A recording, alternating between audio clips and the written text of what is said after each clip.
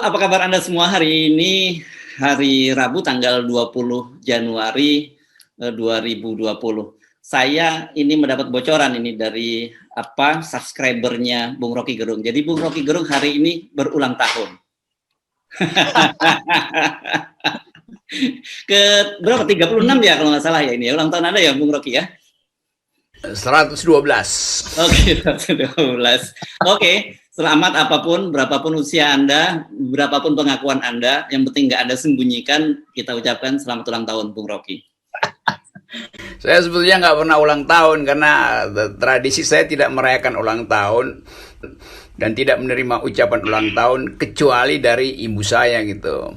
Atau kalau yang mau, kan logikanya, orang yang mau memberi selamat, selamatin ibu saya, karena dia yang memungkinkan saya 62 tahun gitu kan. Sekarang saya 62 tahun.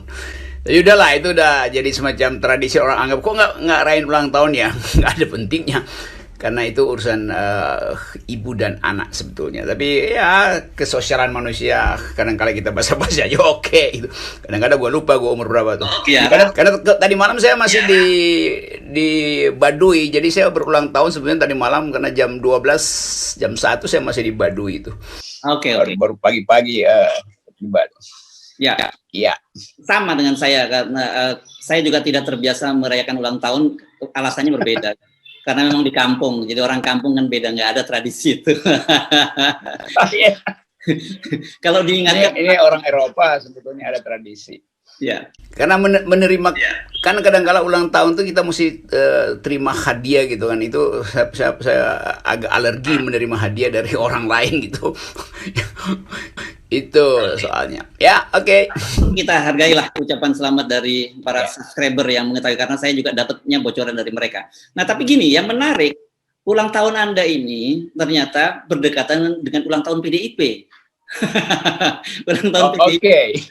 Ulang tahun PDIP ke-48, dan kemarin PDIP itu mendapat mendapat 3 rekor dari Museum Rekor Indonesia. Jadi pertama karena ulang tahun secara daring yang diikuti oleh begitu banyak orang, 70.000 lebih. Kemudian yang kedua dia menanam pohon sampai 500.000 pohon, dan yang ketiga itu tumpengan sampai 7.000 gitu. Nah, tetapi yang menarik ada satu hal yang diusulkan oleh netizen, sebaiknya rekornya ditambah satu lagi, Bung Rocky. Iya. Ya, yaitu rekor bancaan dana bansos. Ini berupanya berkaitan dengan laporan majalah Tempo ini. Saya juga minta dapat muri. Ini saya baru buka WA itu, udah ratusan orang ngirim ulang tahun ke saya, dan saya nggak mungkin balas. Jadi ini terus menerus ini. Jadi ntar macet lagi nih Pak. Karena setiap tahun itu dulu masih ada SMS itu berhenti aja itu ucapan ulang tahun ke saya, dan orang marah-marah kok nggak dibalas itu artinya saya mesti balas ribuan itu. Jadi sorry aja ya, nggak bisa saya balas, saya ucapin aja melalui forum ini. Dan dengan sendirinya juga kita mengucapkan selamat mengumpulkan medali koruptor terbanyak tuh secara jumlah gitu, dan itu memang mesti direcord. Jadi saya akan minta Pak, karena Pak Jaya Suprana tuh teman baik saya, suka bercanda itu, dan pasti beliau mungkin lupa, atau memang beliau sengaja melupakan supaya kita mengingatkan beliau bahwa tolong tambahin 1 rekor pada PDIP, karena skala korupsinya itu melampaui 7 Richter gempa bumi itu. Ya. Oke, angkanya 3,4 triliun, dan paket bansosnya itu yang katanya yang disebutkan ya, disebutkan oleh Tempo itu untuk Herman Heri, Ketua Komisi 3 itu 7,6 juta paket, jadi nilainya 2,1 triliun. Dan untuk Ihsan Yunus itu Wakil Ketua Komisi 8 yang sudah diganti, nilai jumlah paketnya 4,6 juta dengan nilai 1,3 triliun. Jadi memang ini kuota jumbo. Saya sebetulnya nggak persoalkan nilainya, bahkan 100.000 pun dikorupsi oleh PDIP, itu artinya menghina rakyat, karena dia partai rakyat. Jadi sebetulnya pada PDIP kuantitas tidak berlaku, yang berlaku adalah kualitas korupsinya. Artinya si tokoh PDIP ini waktu dia memutuskan untuk korupsi, dia mengabaikan seluruh beban moral yang diberikan oleh rakyat padanya. Itu aja tuh.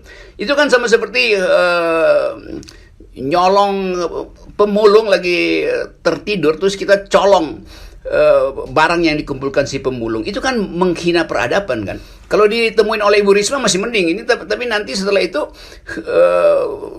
aparat Depsos sebetulnya nyuri hak dari si pemulung yang diterima Ibu Risma itu.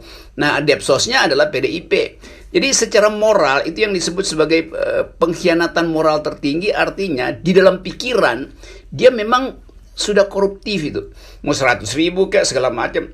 Jadi itu soalnya, karena ini partai Wong Cili. Jadi soalnya ada di situ bagi saya tuh. Ya, nah yang lebih memprihatinkan itu, ya, tapi sebelum berlanjut ini karena berkaitan dengan masalah hukum, kita menyebut yang kasus dua orang ini, Herman Heri dan Ihsan Yunus masih dugaan ya, karena ini masih proses. Kalau Juliari udah firm dia kasusnya korupsi ya, karena jadi sudah ditetapkan oleh KPK.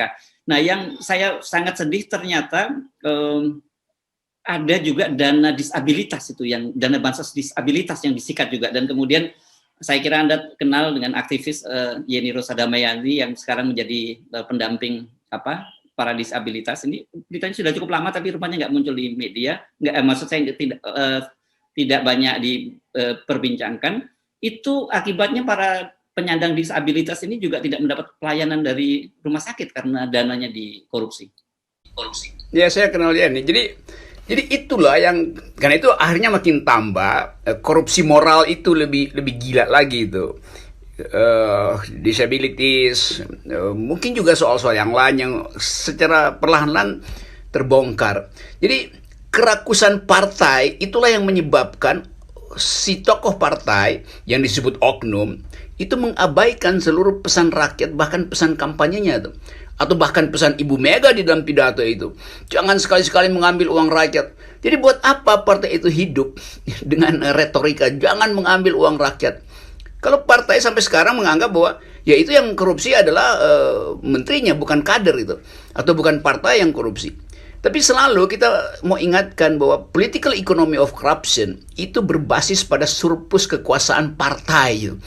Jadi kalau partai berkuasa di eksekutif, berkuasa di legislatif, juga berkuasa di eksekutif, dia pasti korupsi.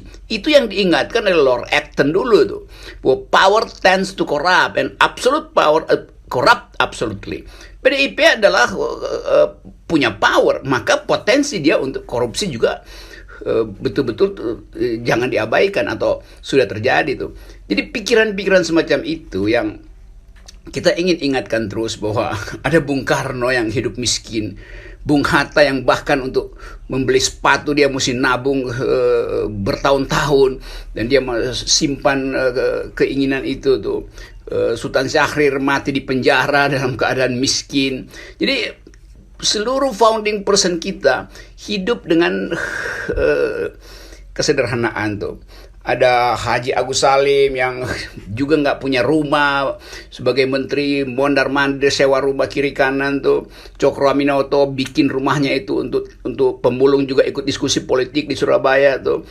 Apalagi tuh Haji Samanhudi ada di Solo untuk membackup rakyat kecil dari rongrongan konglomerat lokal. Itu semua terjadi 30 tahun sebelum merdeka tuh. Jadi Indonesia punya basis keadilan sosial yang berbekas dalam sejarah.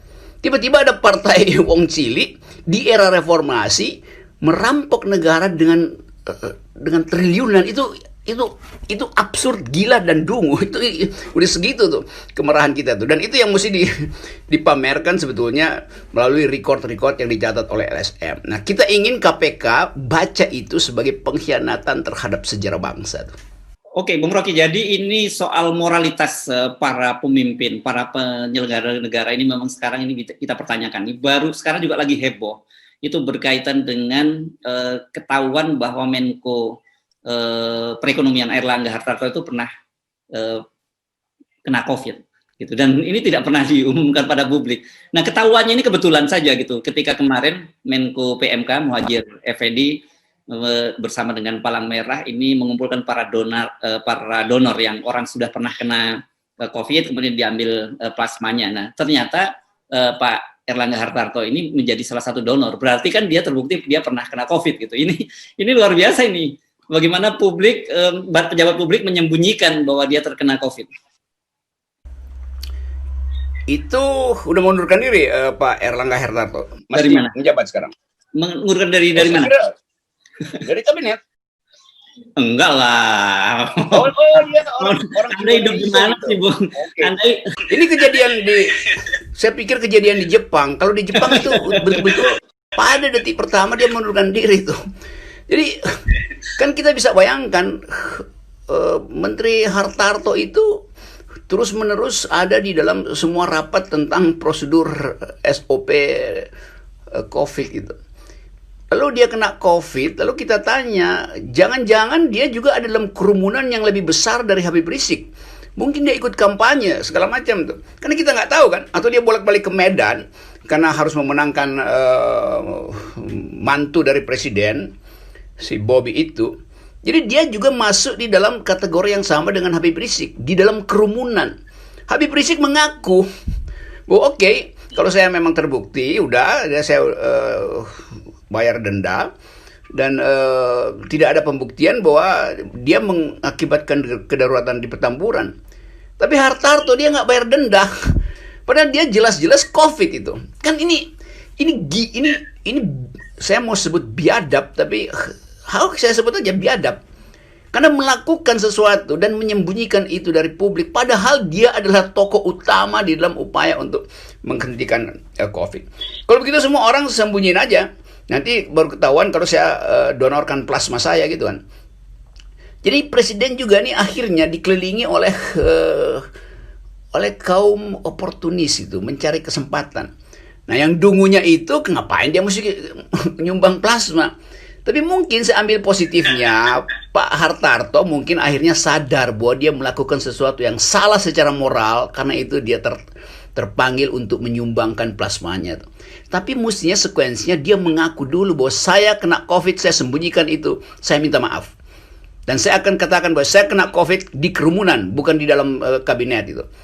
Lalu orang katanya, kerumunan mana? Oleh karena itu saya merasa saya sama statusnya dengan Habib Rizik, saya harus juga diborgol di penjara tuh. Baru itu namanya Hartarto, baru itu namanya ada keairlanggaan gitu. Gitu. Kan kita mengenang Airlangga sebagai orang yang berintegritas kan. Airlangga yang di dalam cerita wayang ya, dalam cerita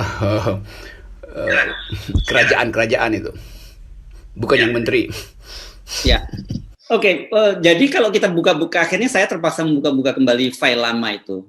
Memang pada waktu itu media ramai memberitakan ada 9 orang sebenarnya menteri di kabinet Presiden Jokowi yang terkena COVID, tapi yang mengaku hanya 4 orang, gitu ya kalau nggak salah. Menhub, Menteri Agama, Menteri Tenaga Kerja, satu lagi saya lupa siapa. Tapi pokoknya dari 9 orang itu hanya 4 yang mengaku. Jadi setelah Pak Hartarto ini kita menunggu siapa menteri lain lagi yang mengaku dan kemudian menggantinya dengan perbuatan mulia dalam tanda petik menjadi donor.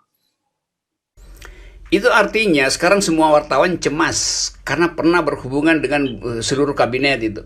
Lalu kecurigaan di antara jurnalis ini, waktu itu acara apa ya, ketemu dengan menteri ini, menteri itu, segala macam.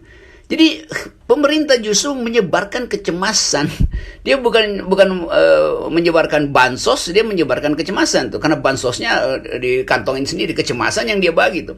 Semua orang akan merasa nggak aman karena nggak percaya lagi bahwa dirjen mungkin juga kena udah. Bahkan tukang parkir di tempatnya para menteri itu juga udah kena itu. Jadi gugup karena dungu itu menyebabkan orang menganggap bahwa ini betul-betul didesain untuk sekedar menakut-nakuti rakyat COVID ini. Sementara mereka sendiri nggak menutupi kasus diri sendiri. Rakyat di Uber itu, masker kalau nggak dihukum di jalan, tes agar supaya tidak. Jadi merembetlah kemarahan publik itu dengan berita itu.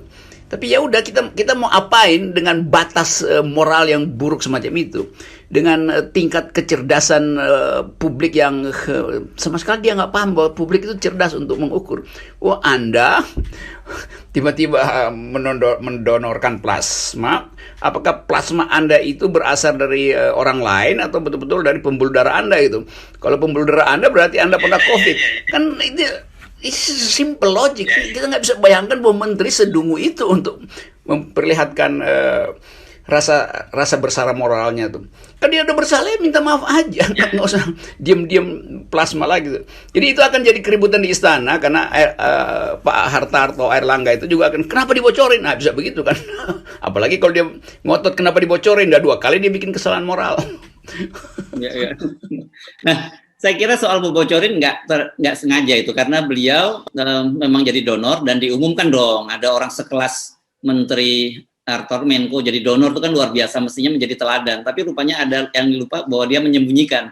Nah, saya baru ingat ternyata satu lagi itu sekarang tidak jadi menteri lagi yang pernah kena COVID ya ini Menteri Kelautan Edi Prabowo. Jadi ada 4 yang waktu itu mengumumkan pada publik bahwa dia terkena COVID. Jadi kita masih nunggu Bung Rocky setelah Erlangga ini siapa lagi 4 orang yang membuat pengakuan dosa. Ini sama dengan kalau tiba-tiba ada rumah ibadah didatangi oleh menteri atau mantan menteri itu, tiba-tiba dia menyumbang besar itu, lalu orang tepuk tangan segala macam. Ah sekarang kita mesti curiga, bahwa itu sebetulnya dia korupsi, lalu diam-diam cuci dosa dengan menyumbang itu kan. Kan mestinya dia bilang saya korupsi, karena itu sekarang saya mau menyumbang itu. Itu lebih fair kan. Nah itu kita bahaya juga akhirnya kan. Jadi kegelapan politik itu menyebabkan seluruh sejarah bagus bangsa ini yang tadi saya sebut didirikan oleh tokoh-tokoh berintegritas akhirnya dibatalkan oleh tokoh-tokoh yang tidak berjiwa patriotik hari ini. Kalau dia patriotik ngakulah tuh. Oke, Bung Rocky, saya lama-lama semakin pusing nih lihat banyak sekali persoalan saya yang luar biasa yang tidak masuk di akal saya. Saya kira sebelum kita sebel dan kita marah-marah dan kemudian bisa kena delik, lebih baik kita akhiri dulu obrolan kita pagi ini, Bung Rocky. Iya, karena saya masih mengingat kemarin saya di Baduy, saya bertemu dengan seorang ibu, Ambu Sulmi namanya. Dia berumur 110 tahun atau bahkan lebih menurut anaknya, tapi saya kira-kira 110 tahun karena anaknya tertua itu 95 tahun masih hidup, 8 anaknya itu. Dia masih bagus pikirannya dan hanya makan sirih 3 kali sehari dan baik-baik aja hidupannya tuh. Jadi dia masih bercerita bahwa dulu anak mantunya itu dibawa ke dokter tapi justru meninggal. Jadi dia nggak percaya juga pada dokter. Jadi sebaiknya dia rawat dengan cara dia sendiri. Jadi dengan mengingat itu, ada seorang ibu berumur 110 tahun yang berupaya untuk memelihara kesehatan dirinya itu. Sambil kita lihat menteri-menteri yang menyembunyikan penyakitnya justru. Kan ini paradoks betul. Gitu. Oke, salam akal sehat.